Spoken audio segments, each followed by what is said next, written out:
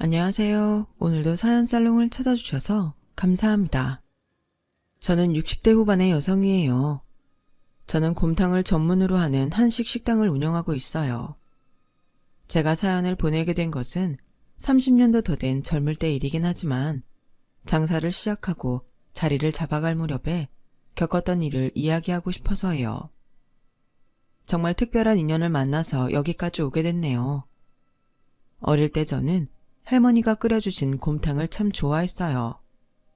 특별한 비법 없이 그저 정직하게 고기 국물을 우려내어 끓여주신 건데 그것만 있으면 평소에 밥을 잘 안 먹던 제가 얼음 밥그릇으로 한 공기를 국에 뚝딱 말아서 싹 비우곤 했거든요. 그런 저를 보고 엄마는 잘 먹어 좋다면서 이런 농담을 하셨어요. 순정이는 나중에 곰탕집 하려고 그러니? 어린애가 어떻게 저렇게 곰탕을 좋아하나 모르겠네. 나 곰탕집 할 거야. 장사 잘해서 돈도 많이 벌 거야. 라며 어린 저는 아무것도 모르면서 그런 말을 했다는 거였어요. 그런데 말이 씨가 된다라고 하잖아요. 저나 저의 가족은 아무도 제가 곰탕집을 할 거라고 꿈에도 생각하지 못했어요. 그저 어린아이가 엄마가 하는 말에 멋모르고 대답하는 소리라고 그렇게 생각하고 넘어갔죠. 저희 집은 그렇게 부유한 편이 아니었지만 남에게 아쉬운 소리를 할 정도도 아니었어요. 제가 마음먹고 공부해서 대학 보내달라고 하면 부모님이 알겠다고 하실 정도는 된다는 걸 저도 알고 있었어요. 고등학교 2학년 때 저는 대학을 갈지 말지 고민했어요. 제가 고등학생이었을 당시에는 여자들이 대학을 가긴 했지만 꼭 가야 된다는 분위기는 아니었거든요. 그런데 연희와 할머니와 아빠가 돌아가시면서 저의 그런 고민은 사치스러운 게 되어버렸어요. 당장 제 아래로 동생 둘이 있는데 선천적으로 몸이 약하신 엄마가 저와 제 동생을 전부 공부시키면서 생활비까지 되는 건 너무 힘든 일인 게 그 나이에 제가 봐도 알겠더라고요. 저는 고등학교를 졸업하면 무조건 일을 해야 된다는 그런 압박감에 시달리게 됐어요. 제가 너무 고민을 하니 보다 못한 제 한 친구가 이런 말도 했죠. 순정아, 너무 고민하지 마. 그리고 네가 대학을 가고 나서 취직을 하면 고등학교만 졸업하고 일하는 것보다 더 많은 돈을 벌 것 같은데 눈앞의 일만 보지 말고 결정해. 여차하면 내가 아빠한테 말해서 네 등록금 좀 대달라고 할게. 그 친구는 아주 부유했기 때문에 정말 사심 없이 오로지 제 처지를 생각해서 해준 말이었어요. 그 말에 혹하지 않은 건 아니었어요. 하지만 그렇게 되면 친구한테 너무 큰 빚을 지게 될 것 같더라고요. 그리고 제가 공부를 잘하는 편이 아니라 좋은 대학을 갈 수 없을 것 같았죠. 그러면 차라리 그냥 졸업하자마자 일을 하는 게 낫겠다 싶었어요. 미영아, 말만이라도 정말 고마워. 근데 내가 공부하고 있느라 시간 지체하면 엄마도 내 동생들도 너무 힘들 것 같아. 내가 정말 좋은 대학에 가서 좋은 직장을 잡으면 모르겠지만 안 그러면 고등학교 졸업하고 일하나 비슷할 것 같아. 하지만 네 말대로 지금 힘든 일에 전전긍긍해서 결정하진 않을게. 네 마음은 정말 고맙게 받을게. 말은 그렇게 했지만 뭘 해야 할지 눈앞이 캄캄했어요. 엄마는 저한테 딴 생각하지 말고 공부만 열심히 하라고 했지만 하루 외삼촌이 하시는 의류 매장에서 일을 하고 오시면 다음날 하루는 알아 누우시는 엄마를 보면 마음이 편할 수가 없었어요. 저는 고민만 하다가 2학년과 3학년 1학기까지 보내게 됐고 이제 정말 졸업하면 외삼촌 가게에라도 취직해야겠다 생각하고 미리 엄마한테도 말씀드리고 외삼촌한테도 좀 잘 보여야겠다고 그렇게 마음먹고 있었어요. 그러다가 하루는 전날 외삼촌 가게에서 일하고 오신 엄마가 아프셔서 아무것도 못하고 누워만 계셨어요. 그런데다가 외삼촌이 자존심 상하는 말씀을 하셨더라고요. 아무리 그래도 오빠라는 사람이 자기 여동생한테 지 남편 잡아먹었다가 뭐니? 내가 남편 교통사고 나라고 하길 했어. 뭘 했다고 그런 모진 말을 하는지. 남편 죽고 나서 별 볼 일 없어지고 자기네 가게에서 일한다고 사람 너무 우습게 보는 거 아니냐고. 엄마가 정확한 말씀은 안 하셨지만 대충 어떤 상황인지는 짐작이 갔어요.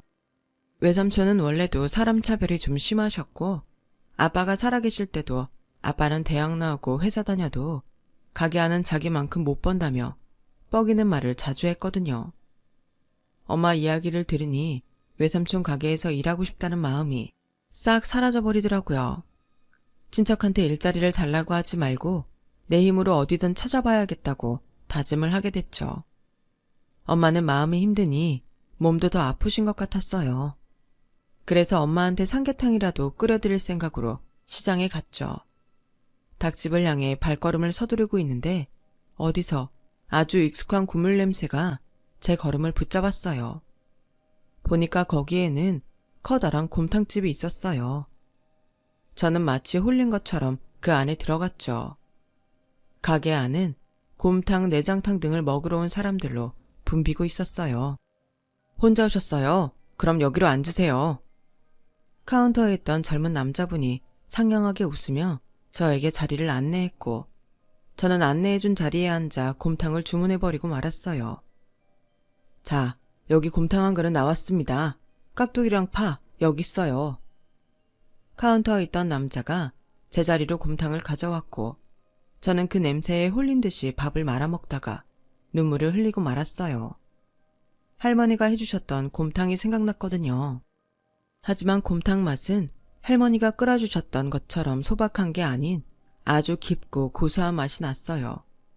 한 그릇을 뚝딱 먹어치우고 나서야 정신이 든 저는 가격표를 봤어요. 그랬더니 제가 먹은 것과 엄마 드릴 걸 한 그릇 포장하면 돈이 아주 조금 부족하더라고요. 저는 카운터에 그 친절한 젊은 남자에게 부탁을 했어요. 저기, 제가 곰탕 한 그릇 가져가고 싶은데요. 죄송한데 제가 먹은 거하고 한 그릇을 포장하면 50원이 모자란데 혹시 외상으로 해주실 수 있나요? 엄마가 아파서 꼭 이거 드리고 싶거든요. 제가 이따 그릇 가져오면서 50원 꼭 갖다 드릴게요. 그러자 그 젊은 남자가 저를 가만히 보다가 카운터를 나와서 주방 쪽으로 가더라고요. 저는 가슴이 쿵쾅거리고 얼굴에 열이 달아올랐어요. 처음 보는 사람한테 부족한 돈을 외상으로 달라고 한 것도 태어나서 처음 해보는 일이었고 왠지 지금까지 친절했던 그 젊은 남자가 사장이라도 데리고 나와서 저한테 창피를 주고 쫓아낼 것 같았거든요. 만약에 그런 일이 생겨도 절대 기죽지 말자 하고 있는데 뜻밖에도 그 남자는 중간 크기의 냄비를 들고 나오더니 저한테 넘기는 거였어요. 뜨거우니까 조심해서 잘 가지고 가야 돼요. 집이 멀지는 않은 거죠? 그래도 가서 좀 데워서 엄마 드리면 뜨끈하고 좋으니 몸이 풀리실 거예요. 아, 정말 감사합니다. 그럼 부족한 돈은 제가 이따 냄비 갖다 드릴 때 가져올게요. 여기서 먹은 것만 내세요. 이건 제가 서비스로 드리는 거예요. 아직 학생 같은데 솔직히 여학생 이렇게 곰탕 혼자 와서 싹 비울 정도로 잘 먹는 거 처음 봤어요. 우리 아버지가 끓인 곰탕 너무 잘 먹어줘서 제가 그 감사의 표시로 드리는 거니까 돈 안 내도 돼요. 아니 아무리 그래도 이거 양 되게 많은 것 같은데요. 괜찮다니까요. 맛있게 드셔주시면 돼요. 알고 보니 그 가게 사장 아들이었던 남자분은 끝끝내 냄비에 든 곰탕 값을 받지 않았어요. 저는 감사하다고 공손하게 인사한 후 얼른 집에 와서 그 국물에 밥을 끓여서 엄마에게 드렸어요. 아니, 어디서 이렇게 맛있는 곰탕을 사왔어? 돈은 있었어? 아무튼 오랜만에 든든하게 잘 먹었다. 엄마, 아직 국 많으니까 이따 또 먹고 싶으면 끓여줄게. 저는 남은 국을 집 냄비에 옮기고서 냄비를 깨끗이 씻어 집마당 텃밭에 있던 상투를 뜯어 안에 넣어 곰탕집에 가지고 갔어요. 냄비 안에 상추 있어요. 집에서 기른 건데 그거라도 드려야 제가 마음이 편할 것 같아서요. 나 상추 좋아하는데 오늘 상추에 저녁 먹어야겠네. 잘 먹을게요. 고마워요. 엄마는 밥 좀 드셨어요? 네, 오랜만에 한 그릇 다 드셨어요. 정말 감사합니다. 그거 너무 잘 됐네. 나도 고마워요. 그날 이후로 저는 그 집 곰탕 맛이 잊혀지지 않아서 몇 번이고 가게를 기웃거렸어요.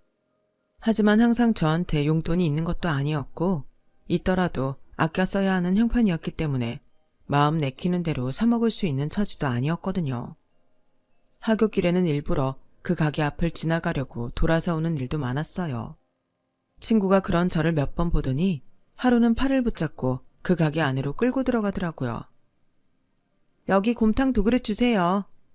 야, 갑자기 네가 곰탕은 왜? 그냥 내가 먹고 싶어서 같이 먹어달라고. 돈은 내가 낼게. 너 내가 여기 오고 싶어서 기웃대는 거 봤구나? 아니야, 난 그런 거 몰라. 아무튼 나 이거 먹고 싶어. 저는 친구 마음이 너무 고마워서 잘 먹겠다고 하고는 사장 아들이 있는지 가게 안을 살펴봤어요. 그런데 그날은 아들이 없고 다른 사람이 있더라고요. 다시 만나면 전에 고마웠다는 인사라도 하려고 했는데 아쉬웠죠. 식사가 나오고 둘이 뜨거운 국을 후후 불어가며 먹는데 친구가 느닷없이 이런 말을 하는 거였어요. 너 이런 곰탕집 해보는 거 어때? 어디 취직할지 고민 많았잖아. 너 곰탕 좋아하니까 적성에도 잘 맞을 것 같아. 그리고 여기는 진짜 맛있다. 나 원래 곰탕 많이 안 먹는데 여기 건 계속 먹힌다. 너 여기서 일할 수 있었으면 좋겠다. 내가 말해볼까? 됐어. 일단 오늘은 그냥 먹자. 혹시 하게 돼도 내가 할게. 사장을 찾아 두리번거리는 친구를 진정시켜서 밥을 먹게 했지만 친구 말을 들은 제 가슴은 쿵쾅거렸어요. 제가 왜 이 생각을 못했나 싶을 정도로 가슴이 설레더라고요. 할머니가 끓여주신 것처럼 소박한 집밥 느낌은 아니지만 이렇게 맛있는 곰탕은 정말 손에 꼽을 정도였는데 왜 이런 데에 취직하겠다는 생각을 하지 못했을까요? 하지만 저는 그날 결국 여기서 일하고 싶다는 말은 못한 채 집에 돌아오고 말았어요. 친구한테는 언젠가 꼭 갚겠다고 고맙다고 했죠. 친구는 오히려 저한테 용기 내서 거기서 일하게 해달라고 꼭 말하라고 절 격려했고요. 친구 말이 방아쇠가 됐는지 저는 다음날 혼자서 다시 그 곰탕집에 들어갔어요. 그랬더니 카운터에서 사장 아들이 저를 알아보고 반갑게 맞이하더라고요. 학생, 또 왔네요. 곰탕 줄까요? 저 졸업하면 여기서 일하게 해주세요. 정말 열심히 할게요. 저 진짜 곰탕 좋아해요. 아주 작은 일이라도 좋으니까 저 써주세요. 막무가내로 들이받는 저를 사장 아들은 놀라서 보더니 저를 구석에 있는 자리로 데려갔어요. 사장 아들은 제 사정을 진지하게 들어줬고 제 이야기를 다 듣고 나서 진심으로 이렇게 말했어요. 학생 뜻은 너무 잘 알겠고 집이 어려운 사정도 알겠어요. 그래도 일이 학생하기에는 아주 힘들 수도 있어요. 대학은 안 간다고 했으니 기말고사 끝나면 시간 있죠? 그럼 그때 와서 하루 1시간씩이라도 해봐요. 그리고도 할 수 있겠다 싶으면 말해요.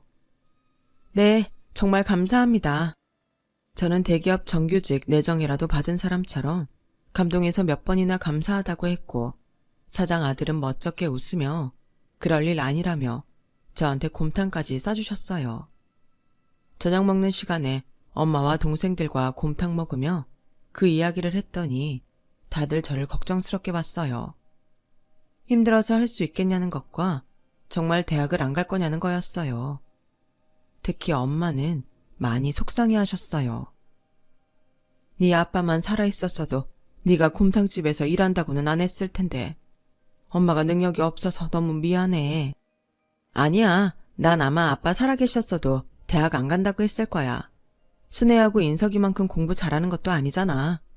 나 원래 먹는 거에 관심 많고 곰탕은 내가 정말 좋아하는 거니까 좀 힘들어도 잘할 수 있어. 라고 안심을 시켰고 엄마도 힘들면 언제든 관두라고 하셨어요. 저는 기말고사가 끝난 다음 날부터 곰탕집에 나가서 일을 했어요. 처음에는 저한테 물수건 접는 것만 시키더라고요. 1시간씩만 그걸 하는데도 일주일마다 돈을 줬어요. 이거 제 생각보다 많은 것 같은데요. 괜찮아요. 아버지가 그렇게 하라고 해서 하는 거니까. 근데 금방 관둘 줄 알았는데 벌써 1달 됐어요. 라며 저를 대단하다는 눈빛으로 보는데 참 쑥스럽더라고요. 그 후로 저는 홀에서 서비스를 했고 몇 달 뒤부터는 주방에서 설거지도 하고 음식 재료도 다듬었어요. 곰탕은 사장님이 직접 끓이셨기 때문에 아무나 그 옆에 가서 볼 수 없었어요. 곰탕뿐 아니라 내장탕과 해장국도 있었는데 다 곰탕 국물을 베이스로 했기 때문에 곰탕이 제일 중요했거든요. 사장님만의 특별한 비법이 있는 것 같았는데 이제 겨우 주방에 들어온 저야 근처에 가지도 못했죠. 저는 그저 시키는 일을 열심히 하며 하루하루 보냈어요. 그렇게 제가 곰탕집에서 일하고 1년이 되던 날이었어요. 평소에는 주방장 아저씨와 반찬 반장님인 이모님, 그리고 아들하고만 이야기하는 사장님이 갑자기 저를 부르시는 거였어요. 박순정, 너 이리 와봐라.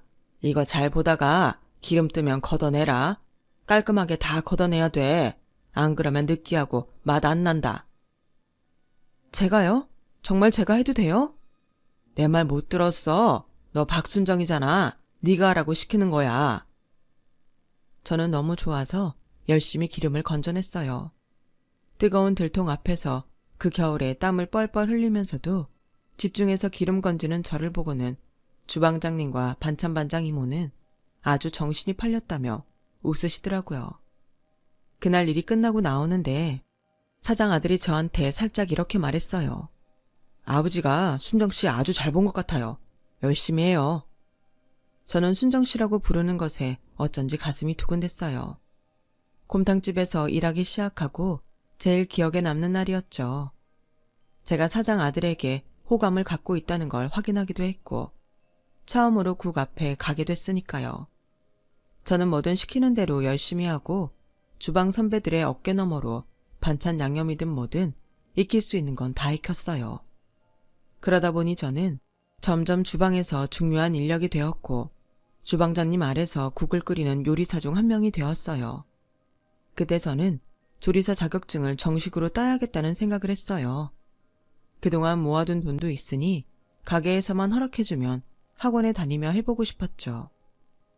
다행히 사장님과 주방장님은 흔쾌히 허락을 해주셨고 저는 신이 나서 집에 가 엄마에게 그 이야기를 했어요. 진짜 나처럼 들어온 지 1년 만에 국도 끓이고 사장님 배려로 조리학원까지 다니는 사람 없다니까? 아주 신났네 우리 딸. 근데 엄마는 아직도 아쉬운 마음이 있어서 그런지 너처럼 마냥 좋아할 수가 없네. 순정아, 지금이라도 늦지 않았어. 2년 정도 늦는 거 아무것도 아니니까 대학 시험 보지 않을래? 학비나 들어가는 돈은 내가 외삼촌한테 얘기해볼게. 엄마, 전에 외삼촌한테 모진 말 듣고 속상해서 며칠씩 알아눕던 거 잊었어? 난 외삼촌이 먼저 와서 대학 가라고 돈 내밀어도 싫어. 그런 돈으로 공부 안 할 거야. 대학이 뭐가 중요해. 나 벌써 돈 이만큼이나 벌었다고. 이걸로 순애랑 인석이 등록금도 낼 수 있는데 얼마나 좋아. 제가 그동안 돈을 모아둔 통장을 보여주자 엄마는 그만 눈물을 터뜨리시더라고요. 그래, 우리 딸 정말 장하네. 하긴 사람은 누구든 자기가 잘하는 일 타고 태어난다고 했지. 대학은 엄마 욕심인가 보다. 여자들 대학 안 보낸다는 집도 있지만 엄마는 그런 거 싫거든. 근데 네가 공부보다 더 잘하는 게 있다고 하니까 이제 엄마가 포기할게. 네가 정말 많이 했었구나. 자식이 고생하는 거 보는 게 편한 부모가 어디 있겠니. 정말 험한 일 안 하게 하려고 했는데. 그래도 너가 좋다니 더는 아무 말도 하지 않을게. 몸 건강 챙기면서 해. 그렇게 엄마는 완전히 두 손 드셨고 저는 그때부터 온전히 집안 식구들의 지지를 받으며 일을 하게 됐어요. 가족의 응원이라는 게 얼마나 큰 힘이 되던지 저는 매일 새벽같이 나가서 밤늦게 집에 들어오는데도 피곤한지도 잘 모르겠더라고요. 또 시간이 흘러 저는 1년 후 한식 조리사 자격증을 땄고 그 사이에 사장 아들과는 사귀는 사이가 되었어요. 다들 눈치채셨겠지만 그 사람이 제 남편이랍니다. 솔직히 사장님은 제 남편이 다른 여자 만나는 걸 은근히 바라셨던 것 같기도 했어요. 저와 사귀는 걸 알고 저를 좀 못마땅하게 보셨거든요. 그런데 어느 날 가게를 마치고서 저를 부르시더라고요. 내가 너 얼마나 괜찮은 앤지 다 안다. 그런데도 사람이 욕심이란 게 자꾸 조건을 보게 되더라. 근데 우리 혁중이가 그러더라고.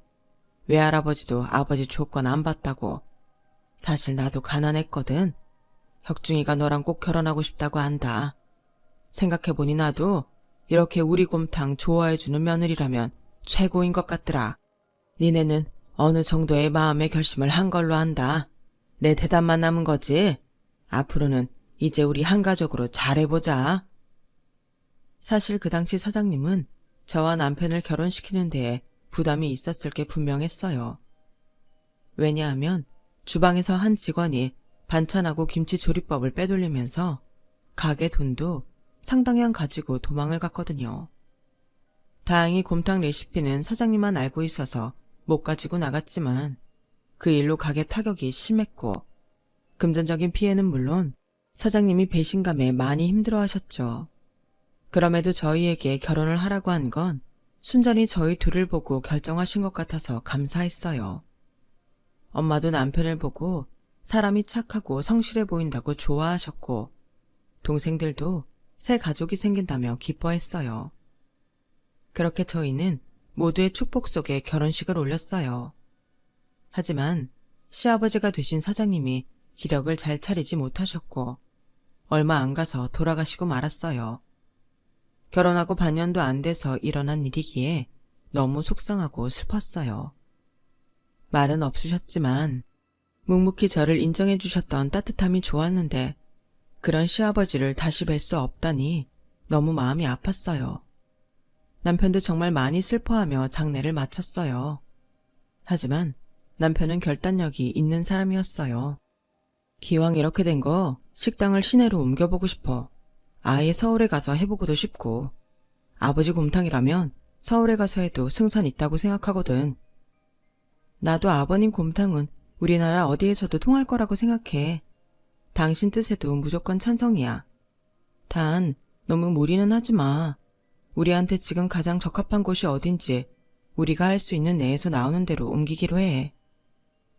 남편은 아버님이 배신당하고 마음 아파하셨던 곳을 떠나고 싶어 했고 저는 그런 남편의 심정을 이해했기에 함께하기로 했어요. 저희는 서울 변두리에 괜찮은 식당 자리를 알아봤어요. 물론 저희가 살던 곳보다는 3배가 비쌌지만 그 정도면 감당할 수 있겠다 싶었고 꼭 중심가나 인기 많은 곳에서 새 출발해야 된다고 생각하지 않았거든요. 저희가 가게를 옮길 당시에 제 동생들은 둘 다 서울에 있는 대학을 갔기 때문에 저는 친정엄마한테도 서울로 같이 올라가자고 했어요. 순애랑 인석이도 서울 가는데 엄마 혼자 쓸쓸하게 여기 남아있는 것도 그렇잖아. 그래도 될까? 여기 아빠랑 있던 추억도 그대로 있는데 우리가 전부 가버리면 아빠 섭섭해하지 않을까? 우리 명절 때면 아빠 보러 올 거잖아. 엄마가 순애랑 인석이 옆에 있으면 둘도 더 좋아할걸? 결국 엄마도 그러자고 했고 저희 가족 모두가 서울에서 인생 2막을 시작하게 됐어요. 호기롭게 시작한 가게였지만 처음에는 쉽지 않았어요. 저희가 살았던 곳은 수도권에서도 꽤 떨어진 곳이어서 서울에서는 저희 가게 곰탕을 모르는 게 당연했죠. 처음에는 이렇게 장사해서 새는 낼 수 있을지 걱정이 될 정도였어요. 하지만 남편은 실망하지 않고 손님 한 사람 한 사람 정성을 쏟았고 어떤 반찬을 잘 먹는지까지 기억했다가 다음에 오면 서비스로 더 주곤 했어요. 손님들도 곰탕도 느끼하지 않고 맛있는데 서비스까지 훌륭하다며 저희 가게 소문을 많이 내주셨어요. 그러다가 일이 아주 바쁜 손님이 우리 가게가 배달을 해줬으면 좋겠다는 말을 했고 그 말에 남편은 바로 배달을 하겠다고 결정했어요. 사실 그동안은 저와 남편 그리고 주방 이모 이렇게 3사람이서 일을 했기 때문에 배달을 하기 힘들었어요. 일단 적자를 면하고 조금이나마 수입을 늘리려고 최대한 직원을 두지 않고 있었거든요. 식재료를 사는 데에서는 돈을 아끼지 않고 좋은 것을 샀으니 지출을 줄일 수 있는 게 인건비였으니까요. 그래도 손님이 원하시니 남편이 바로 결정을 하더라고요. 그럼 나도 같이 배달할게. 됐어. 당신은 주방에서 이모하고 반찬하는 것도 바쁜데 왔다 갔다 하면 힘들어서 안 돼. 그래도 당신 혼자는 무리야. 손님들 있는 거 봐서 둘이 돌아가면서 하자. 그렇게 해. 제가 우겨서 배달은 둘이 융통성 있게 해나갔어요. 저희 가게가 배달을 한다고 하니 배달 주문이 굉장히 많아졌어요. 다행히 동생들이 마침 방학을 해서 가게 일을 도와줬고 그 덕에 저희는 큰 무리 없이 가게 손님과 배달 주문을 잘 소화해낼 수 있었어요. 그러다가 하루는 15분 거리쯤 되는 데에서 곰탕 한 그릇을 주문하는 전화가 왔어요. 저는 순간 그 주문을 못 받는다고 하려고 했어요. 가게는 손님들이 붐벼서 손이 부족한데 동생들도 그날따라 각자 사정이 있어서 오지 못했거든요. 하지만 어쩐지 수학이 넘은 목소리가 정이 가는 것이 뭔가 기분이 이상하더라고요. 꼭 그 주문을 받아줘야 될 것 같았어요. 아주 기운이 없는 제 나이 또래 여자 목소리였는데 힘들게 전화하는 것 같았어요. 알았어요. 곰탕 한 그릇이요. 갖다 줄게요. 그런데 시간이 조금 걸릴지도 몰라요. 괜찮겠어요? 네, 저희는 기다릴 수 있어요. 감사합니다. 한 그릇을 시키는데 저희라고 하니 누구랑 나눠 먹나 보다 하고 넉넉하게 담아서 제가 직접 배달을 하기로 했어요. 생각보다 지대가 높은 데에 있는 집이라서 가쁜 숨을 몰아쉬며 주소를 찾아갔는데 집들이 다닥다닥 붙어있는 골목 제일 끝에 작은 집이었어요. 안 그래도 집들이 작은데 거기서 더 작은 집이었죠. 제가 문을 두드리며 배달이 왔다고 하자 잠시 후 누가 문을 여는데 저는 하마터면 들고 있던 배달 가방을 놓칠 뻔했어요. 눈앞에 있는 사람은 저희 고등학교 절친이었거든요. 너 미영이지? 맞지? 어머 세상에, 이게 어떻게 된 일이니? 이게 얼마만이야? 미영아. 저는 친구 손을 붙잡았고 친구도 너무 놀라서 아무 말 못하다가 기운 빠진 얼굴로 희미하게 웃더라고요. 정말 오랜만이다. 난 이렇게 지내고 있어. 참, 음식값 줘야지. 라더니 한 칸짜리 방의 작은 서랍 위에서 지갑을 꺼내 동전을 세서 저한테 주는 거였어요. 저는 진짜 받고 싶지 않았지만 친구가 자존심 상할 것 같아 일단 받고서 방 안을 둘러보았어요. 보니까 아직 기어다니는 아이와 4~5살쯤 된 남자아이가 있더라고요. 친구는 얼굴이 파리하고 바싹 마른 게 예전에 그 친구라고는 도저히 상상도 할 수 없는 모습이었어요. 저는 안 되겠다 싶어서 가져온 곰탕에 밥을 차려서 먼저 친구 아들을 먹게 하고 친구에게도 숟가락을 쥐어주고 말했어요. 미영아, 우리 진짜 친했던 거 알지? 네가 서울 가면서 헤어졌지만 우리 영원한 친구하기로 했잖아. 그러니까 무슨 일 있었는지 다 말해봐. 이렇게 만난 게 절대 우연이 아닐 것 같아서 그래. 우리 집 나 대학 오면서 서울로 이사오고 얼마 안 돼서 남편을 만나서 결혼했는데 친정에서 엄청 반대를 했거든. 남편이 돈도 없고 좋은 대학 출신도 아니라고 부모님이 너무너무 싫어해서. 하지만 난 그 사람이 좋고 그래서 난 집에서 쫓겨났지만 그래도 좋았어. 대학은 중퇴했어도 행복했고 그리고 애 낳고 힘들어도 사랑하는 남편하고 아이들 보며 그 힘으로 살았지. 그러다가 남편이 중동으로 일을 하러 간다는 거야. 건설 현장에 가면 돈도 많이 벌 수 있다고. 3년만 있다 오겠다고. 근데 남편이 지금 거기서 어떻게 됐는지 몰라. 땅 고르는 데에 갔다가 지대가 무너져서 흙더미 밑에 갇혔대. 그런데 보니까 이 사람이 회사 직원 자격이 아니고 중간에 무슨 사람 통해서 거기 일일 노동자처럼 돼 있다는 거야. 그래서 사고 났다는 연락받은 이후 소식도 없고 몇 달이 지나도록 돈도 받지 못해서. 친구는 눈물을 줄줄 흘리며 밥을 먹지 못했고 저도 같이 울며 친구를 얼싸 안았어요.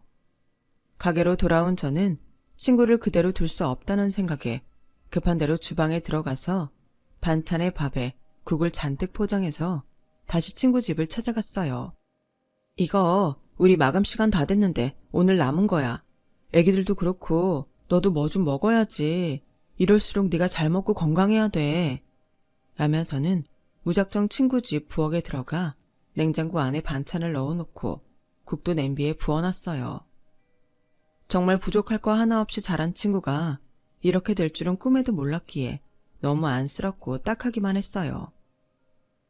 내 꼴이 너무 우습지. 옛날엔 너한테 학비 준다고 잘난 척도 했었는데. 그런 말 마. 너 내 앞에서 잘난 척한 적 없어. 근데 네 친정에는 연락 안 할 거야? 일이 이렇게 됐는데 친정 부모님도 알고는 계셔야지. 하지만 친구는 입을 꾹 다문 채 고개만 저었어요. 부모님이 남편과 결혼한다고 할 때 너무 모진 말도 많이 했고 인격적인 모욕을 해서 이런 모습은 더 보여주기 싫다는 거였죠. 가게에 돌아왔는데 일이 손에 하나도 잡히지 않더라고요. 저는 어떻게든 친구 문제를 해결해야겠다 싶어서 남편에게도 자초지종을 이야기했어요. 그러자 남편은 중동 쪽 일에 대해 아는 지인들에게 전화를 돌리기 시작했고 저는 저대로 동창들 중에 친구의 친정이 어딘지 아는 사람들을 찾기 위해 수소문을 했어요. 다행히 동창 중 한 명이 친구의 친정을 알고 있었고 저는 바로 주소를 보고 찾아갔어요. 제 이야기를 들은 친구의 어머니는 두말 않고 저한테 앞장서라고 했고 저는 친구네 집으로 안내를 했죠. 친구는 자기 엄마를 보고 놀라긴 했지만 생각보다 담담했어요. 친구 어머니는 친구가 사는 곳을 쓱 둘러보고는 아이들이 있는 것까지 확인하고서 딸 어깨를 안고서 등을 때리시더라고요. 이 미련한 거사. 부모가 화나면 그런 말 할 수도 있지. 그렇다고 연을 끊어버린다고 연락도 없고 이러고 있으면서도 집을 안 오면 어떡해. 친구 어머니는 어느새 울고 계셨고 친구도 가만히 눈물을 흘리더라고요. 나는 어떻게 돼도 좋은데 우리 애들은 그만 힘들었으면 좋겠어요. 네가 어떻게 돼도 좋다니. 그럼 엄마 아빠 어떡하라고. 너 이렇게 부모한테 복수하는 거야 이 독한 거사. 결국 친구도 친구 어머니도 저도 그 자리에서 펑펑 울고 말았고 아이들은 무슨 일인가 싶어 순진하게 눈만 말똥말똥 뜨고 있다가 엄마가 우니까 같이 막 울기 시작하더라고요. 일단 친구 어머니는 용달차를 불러서 친구 짐과 아이들 짐을 다 옮기고 아이들과 친구는 자가용에 태우고 그곳을 떠났어요. 순정이라고 했지. 그래, 우리 미영이 친구. 이제야 기억난다. 우리 애 찾아줘서 정말 고마워. 라며 친구 어머니는 고마워했고 저는 그저 얼른 친구가 편안해졌으면 좋겠다는 말만 했어요. 그런데 기적 같은 일은 또 일어났어요. 남편이 지인들을 통해 중동에 알아봤는데 친구 남편은 벌써 무너진 데에서 반장을 데리고 탈출했고 병원에서 치료도 받고 일도 하고 있었는데 소개해준 한국에 있는 브로커가 중간에서 남편 돈을 가로채려고 그냥 실종된 것처럼 처리했던 거였어요. 그 사실을 알게 된 친구 남편은 그 이야기를 반장한테 했고 반장은 화가 나서 회사의 말에 친구 남편을 직원으로 채용하게 됐다고 했어요. 그 소식은 곧 친구한테도 전해졌고 친구 친정에서는 화가 나 브로커를 찾아내 고소했고 그 사람은 결국 체포됐다고 하네요. 모든 일이 잘 됐고 저희는 다시 일상으로 돌아갔어요. 계절이 바뀌고 봄이 되고 언제나처럼 가게 문을 열고 바쁜 일과를 시작하고 있을 때였어요. 누가 저를 순정아 하고 부르는데 보니까 제 친구 아니겠어요? 친구는 한결 좋아진 모습으로 아이 손을 꼭 붙들고 저희 가게를 들어왔더라고요. 어머 미영아, 어떻게 왔어? 어떻게 오긴 인사하러 왔지. 하는데 뒤에서 한 남자가 들어오더라고요. 보니까 친구 남편이었어요. 친구 말로는 남편이 오고서 친정에서 보자고 했고 결국 두 사람 사이를 인정했다고 하네요. 부모님이 손자손녀 보니까 마음이 풀리실 것 같아. 우리 애들이 아주 효자들이야. 그래, 자식이 이렇게 예쁜 아이들을 낳았는데 어떻게 싫어할 수가 있겠어. 라며 저와 친구는 담소를 주고받았죠. 친구 남편은 쑥스러운 듯 옆에 앉아있다가 제 남편이 나오자 갑자기 그 앞으로 가서 바닥에서 큰 절을 하는 게 아니겠어요. 아, 이러지 마세요. 다른 손님들도 계신데 부끄럽습니다. 아닙니다. 제 은인이십니다. 두 분 덕에 집사람도 저도 장인어른 장모님께 인정받고 아이들은 처가에서 너무 잘 지내고 있습니다. 정말 감사합니다. 저희는 괜찮다며 친구 남편을 일으켜 세웠고 궁금해하는 손님들한테 친구가 저희가 어떻게 했는지 이야기를 해주자 손님들은 사장이 좋은 사람이라며 밥을 먹으면서도 칭찬을 해주시더라고요. 저와 남편은 너무 쑥스럽고 부끄러워 어쩔 줄 몰랐어요. 그리고 얼마 후 친구가 친정 어머니와 다시 찾아왔어요. 친구 어머니는 저희에게 이렇게 말했어요. 거두절미하고 내가 이 식당에 투자를 좀 해보고 싶거든요. 우리 미영이의 사위, 손주, 손녀까지 만나게 해준 사람들이라 강남에 있는 상가에 가게 내주고 싶은데 어떻게 생각해요? 말씀은 너무 감사합니다만 저희가 그런 자리는 아직 좀 부담이 되네요. 지금 여기서 저희를 좋아해 주시는 분들도 많아서 좀 더 이 자리에서 해보고 싶습니다. 라고 남편이 말하자 친구는 그럴 줄 알았다며 웃더라고요. 그러면 투자는 여기에 할게요. 대신 가게가 잘 되면 2호 점 내고 우리 사위도 같이 일하게 해줘요. 알고 보니까 우리 사위가 한식 조리사 자격증이 있더라고요. 전에 집에서 갈비찜을 했는데 아주 맛있었어요. 아, 그런 거라면 사위분께서 하실 마음만 있으시다면 지금부터라도 저희 가게에 나오셔도 됩니다. 라고 남편이 말하자 친구는 너무 좋아하더라고요. 사실 그 사람이 여기서 일하고 싶은 눈치였는데 너무 신세를 지는 것 같다며 말을 못하더라고. 그래서 엄마랑 상의 끝에 이렇게 왔거든. 고마워 순정아. 고마워요 혁중씨. 그이 정말 성실한 사람이에요. 잘할 거예요. 저희도 감사하죠. 별로 한 것도 없는데 투자까지 해주시고요. 한 게 없다뇨. 우리 가족을 이렇게 다시 다 만나게 해주셨잖아요. 라며 친구는 남편의 말에 또다시 눈물을 글썽였어요. 저는 친구와 손을 꼭 붙잡고 앞으로도 잘해보자고 했죠. 그리고 친구 남편은 첫 출근 때 와서 다시 한번 저희한테 큰 절을 했어요. 받아주셔서 감사합니다. 정말 패되지 않게 열심히 하겠습니다. 네, 우리 서로 잘해봅시다. 라며 남편과 친구 남편은 악수를 했고 저희는 가게 문을 열었어요. 친구 덕분에 적자가 좀 해소돼서 그런지 저희는 가게 운영에 좀 더 자신감이 생겼어요.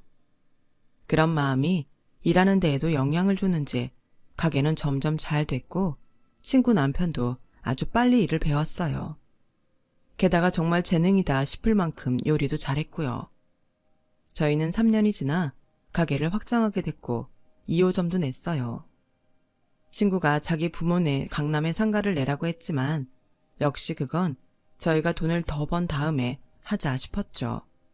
그리고 2호점 사장으로 친구 남편이 가게 됐어요. 친구 남편은 정직하게 가게를 운영했고 실적도 아주 잘 냈어요.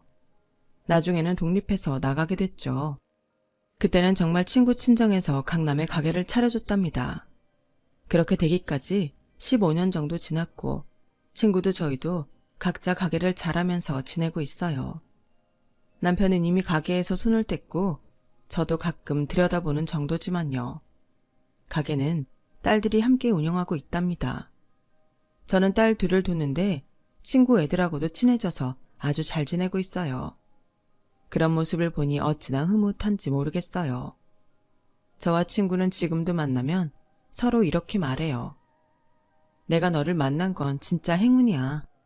우리는 정말 서로가 서로에게 행운인 친구라고 생각해요. 제가 그때 친구를 만난 게 지금 생각해보면 얼마나 다행인지요. 안 그랬으면 친구가 어떻게 됐을지 생각만 해도 앞이 캄캄하더라고요. 고집쟁이 친구는 아마 제 손으로 절대 친정에 연락 안 했을 거예요. 하늘이 너를 보내서 우리 집에 연락했나 봐.